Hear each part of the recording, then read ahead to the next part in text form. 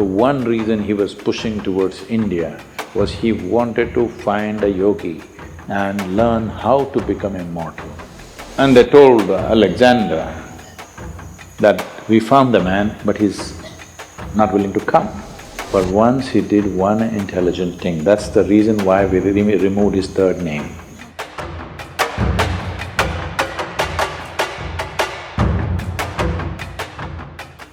See, Alexander,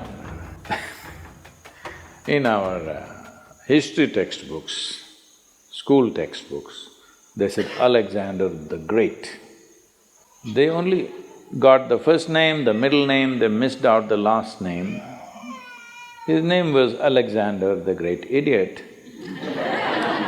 But because it was too long, somebody left out the last name.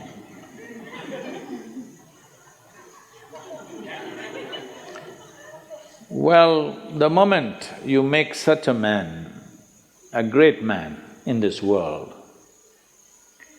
then in many ways you've just destroyed the future of humanity.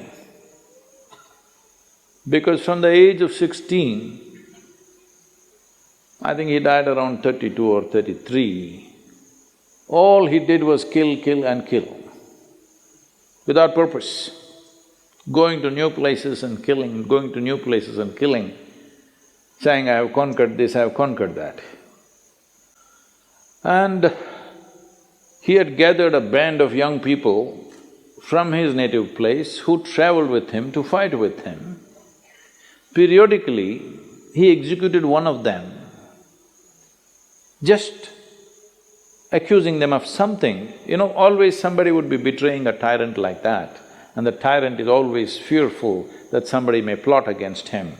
So, something they will discover and say, he did it, and a public execution of him will happen.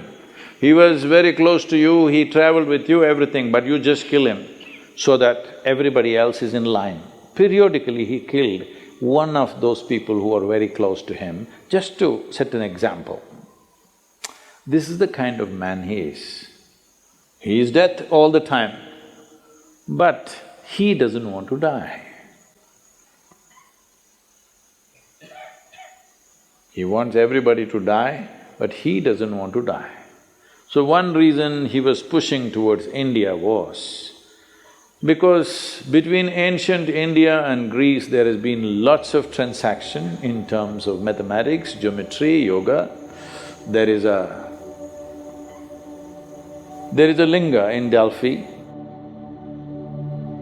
which is considered as the navel of the earth because it was consecrated as Manipura Chakra.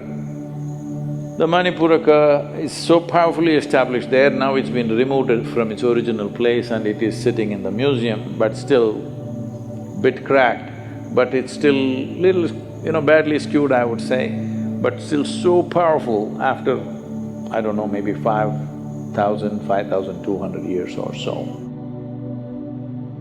So this transaction was continuous for many years historically. So obviously they heard of yogis and mystics of India. So he had heard there are yogis who are immortal. So one reason he was pushing towards India was he wanted to find a yogi and learn how to become immortal. So then when he came close, when he crossed, I think Hindu Kush mountains, he crossed, right? He crossed the mountains. He came on this side. And then first thing is he sent out scouts to find what is happening out there and in case there is a yogi or a mystic, bring him. So they were looking out and then they saw a yogi sitting under a tree with just a loincloth, bare-bodied, blissed out. They went and looked at him and he said, hey, you come with us, our Sikandar wants you. If you do not know this, even today in Afghanistan, many people take this name Iskandar or Sikandar. The original word for this is The root word for this came from skanda. Skanda is Shiva's son, what we call as Muruga in Tamil Nadu. Because Skanda was such a great warrior, so this word traveled. Anybody who was a great warrior became Skanda, Iskanda. Skanda, Iskanda, Sikandar, transformation happened to the word. So they said, "Yogi, come." The yogi laughed and said, "I'm not going anywhere. I'm right here."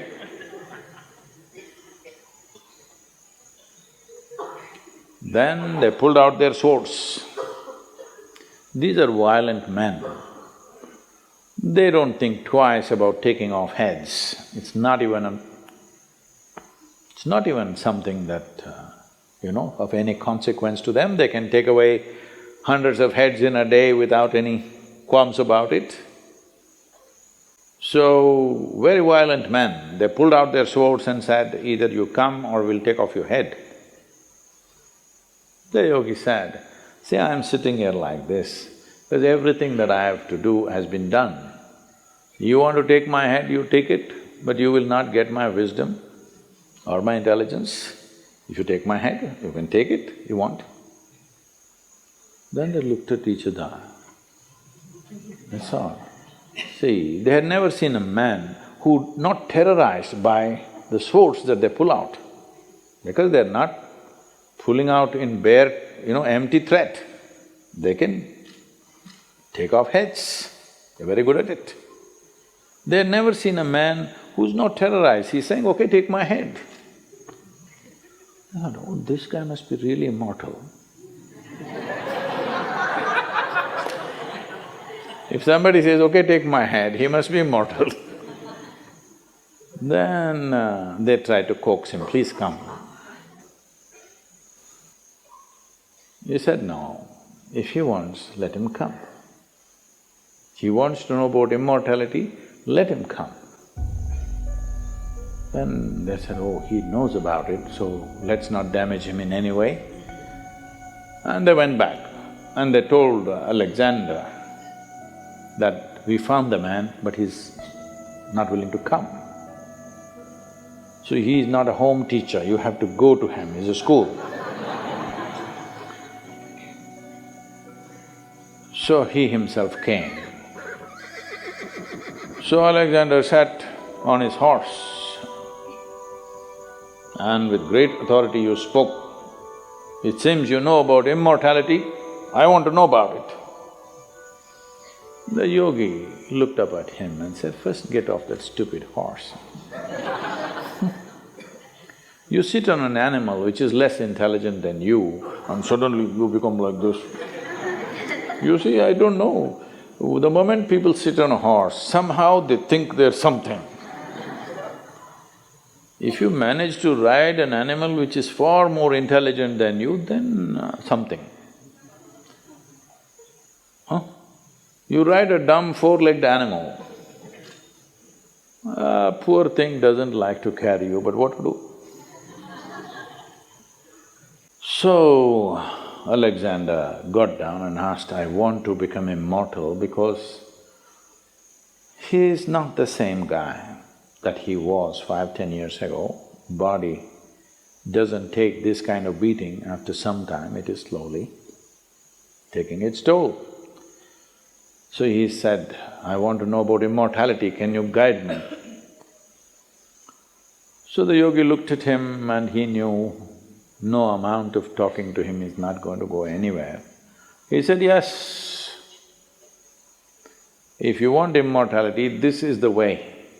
And he gave him landmarks, a difficult journey through the jungles. All these landmarks you follow, there you will find a small cave. Within that cave, there is a crystal clear pool of water. You drink a handful of water, you will become immortal. So he started out with his soldiers. Then as he followed, after 3 days, all these landmarks were coming true as it has been described. Then he looked at these 5–6 soldiers who were with him. If these guys also drink, if they become immortal, then how to deal with them? Because all your life you dealt with everything with putting the fear of death into people. Now if these 5, 6 soldiers drink that water and they also become immortal, this is going to be a disaster, no control. 5 immortal people on the planet, not good. Just, I am immortal, this is good. So he said, you stay here.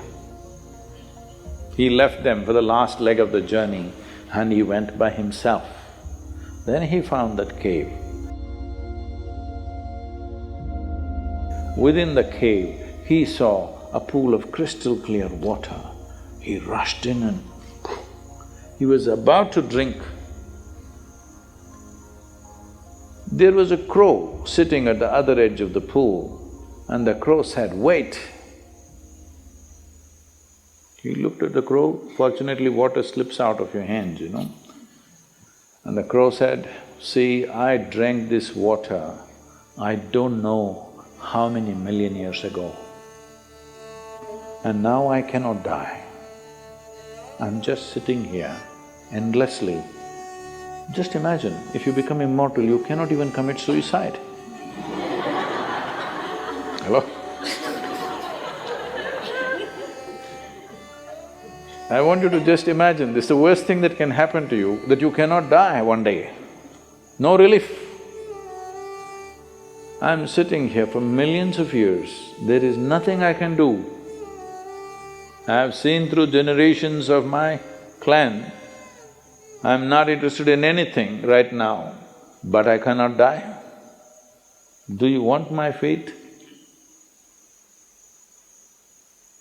He just sat there looking at the pool of water and the crow. For once he did one intelligent thing, that's the reason why we removed his third name. He walked away without drinking that. And how fortunate are we that he is not anymore here.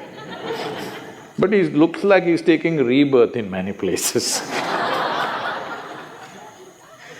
Many similar people keep coming up here and there, but at least he is not here. We must learn, understand and live knowing that in many ways, the best thing about you is you will die one day. Hello? Just see what a pest you would be if you did not die. Hello?